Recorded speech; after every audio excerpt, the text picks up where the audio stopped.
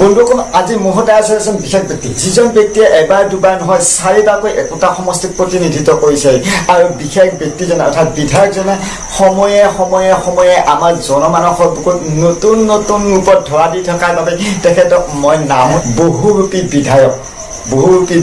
আৰু যদিহে তেখেতে মানে নিজক যদি বহুদিন ধৰি জনমানসৰ বুকুত আৱিষ্কাৰ কৰা নাই নহয় আকৌ সাংবাদিকসকলৰ আগত আজে বাজে কিছুমান কথা কৈ পেলাই আকৌ ধৰা দিয়ে গতিকে এই বিধায়কজনৰ এনেকুৱা কিছুমান আচৰণ বিধিৰ বাবে তেখেতক মই নাম দিছোঁ বহুৰূপী বিধায়ক যিজনে আজি কিছুদিন আগতে আমাৰ বিধানসভাত এক ৰূপত ধৰা দিছিল অৰ্থাৎ অন্য বিধায়কক মাৰিবৰ কাৰণে খেতি কৰিছিল কেৰাহে চাৰিবাৰকৈ মৰিয়নি সমষ্টিৰ পৰা জিকি অহা অৰ্থাৎ জনপ্ৰতিনিধি ৰূপজ্যোতি কুমি সঁচাকৈ ৰূপজ্যোতি কুমিদেৱে কেতিয়াবা কিছুমান আচৰণ বিধি দেখুৱাই যিবিলাকৰ কাৰণে আমাৰ জনাহিত হয় সঁচাকৈ তেখেতৰ বাৰু কিবা মস্তিষ্কৰ ব্যক্তি হয় নেকি বাৰু কাৰণ তেখেতে কেতিয়াবা কাৰোবাক কৈ মানে খোচা মাৰি নাক ভাঙি দিম বুলি কয় আকৌ কেতিয়াবা তেখেতে মানে জীৱ জন্তুৰ মাত উলিয়াই এনেকুৱা কিছুমান আচৰণ বৃদ্ধিৰ কাৰণে সঁচাকৈ তেখেত জনপ্ৰতিনিধি হয়নে নহয় ভাবিবলগীয়া হয় তাতকৈ আচৰিত কথা যে সিদিনাখনে তেখেতে বিধানসভাত যিটো পৰিৱেশৰ সৃষ্টি কৰিছিল অৰ্থাৎ বিধায়ক অখিল গগৈদেৱক বা চেয়াৰমেন অমিত দেৱক তেখেতে মাৰিবৰ কাৰণে খেদি গৈছিল চুচা গৈছিল খেদা খেদি উত্তপ্ত পৰিস্থিতি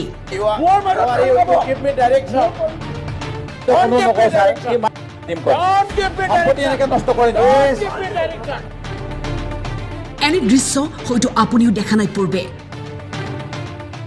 এজনে কৈছে হু আৰ ইউ আনজনে কৈছে হাউ ডেয়াৰ ইউ যিটো পৰিৱেশ আগতে আমি কেতিয়াও কাৰো বিধায়কৰ দেখা পোৱা নাছিল এজন বিধায়ক হিচাপে অৰ্থাৎ এজন জনপ্ৰতিনিধি হিচাপে তেখেতৰ কি ধৈৰ্য গুণ মানসিকতা বা বস্তুটো নাই নেকি তেওঁলোকেই ধৰণ আমাক শাসন কৰি বিধানসভাত চৰকাৰী পক্ষৰে হওক বা বিৰোধী পক্ষৰে হওক তেওঁলোকৰ মাজতো কিন্তু একোটা এনাজৰি নাই যদি তেওঁলোকৰ মাজতে একোটা এনাজৰি মৰম ভাৱ নাই তেনেহ'লে আমাৰ অসমীয়া এখন দেখোন বিভিন্ন জনগোষ্ঠীৰ গাঁথনিৰে সংমিশ্ৰিত এটা জাতি হয় সেই জাতিটোক তেওঁলোকে কিদৰে শাসন কৰিব পাৰিব এবাৰ ভাবক বন্ধুসকল এবাৰ ভাবক সেই কুমিদেৱ অৰ্থাৎ মৰিয়নি সমষ্টিক চাৰিবাৰকৈ প্ৰতিনিধিত্ব কৰা বিধায়কজনে মানে একেৰাহে ৩টা বছৰ কাম তেখেতে কংগ্ৰেছত কটাইছিল তেখেতৰ মনত দুখ মানে তেখেতে থাকি তাৰমানে কোনো ধৰণৰ পদবী লাভ নকৰিব অৰ্থাৎ ভাল পদ এটা মন্ত্ৰিত্ব পদ আৰু সেই দুখতে তেখেতে মামাৰ বিজেপিৰ লগত তেখেতে যোগ দিছে বিজেপিৰ লগত আহিও তেখেতে যিটোৰ কাৰণে হয়তো মামাৰ দুখ পায় আৰু আমি যি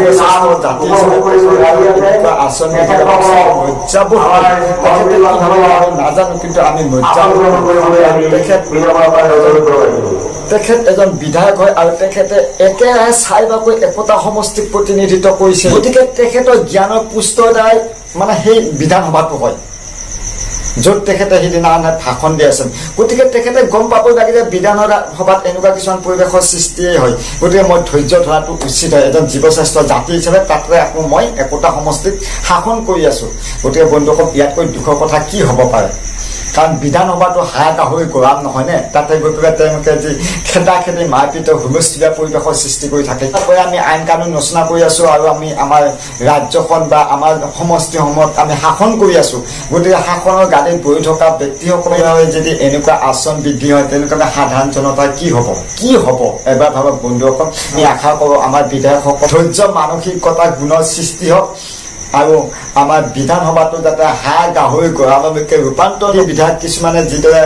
মানে ভগৱানৰ আশ্ৰয়স্থল বুলিও ভাবেই তেওঁলোকৰ ভাৱক জ্যোতি কুমিদেৱে যদি ধৰ এনেকুৱা কিছুমান নতুন দেখুৱাই থাকে তেনেকুৱা হয়তো অনাগত দিনত তেখেতে টিকেট পাবনে নাপায় সিটোক লৈ মামাই হয়তো চিন্তা কৰিছে গতিকে ৰূপজ্যোতি কুমিদেৱৰ হ'ল নহ'লে হয়তো তেখেতে মন্ত্ৰিত্ব পদটো দূৰৰ কথাই অনাগত দিনত অহা বছৰ হয়তো তেখেতে টিকেটো নাপাব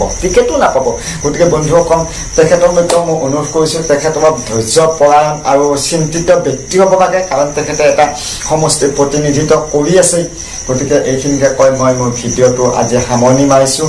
সকলোৰে সুস্বাস্থ্য কামনা কৰি ধন্যবাদ।